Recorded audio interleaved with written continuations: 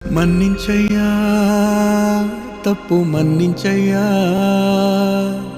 మంచోళ్ళకే అన్ని కష్టాలయ్యా.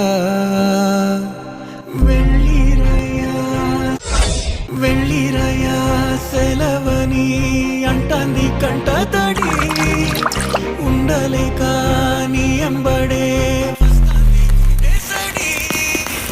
గురుదేవుడికా ఇంతటి శోకం వెలివేసినదా పాపపు లోకం. ఒరే నవీను, దీనికి బాధపడితే ఎలాగయ్యా? అసలు తండ్రిని వాడు ఎలా ఉండాలి? రాజులా ఉండాలి. మహారాజయ్యా మహారాజయ్యా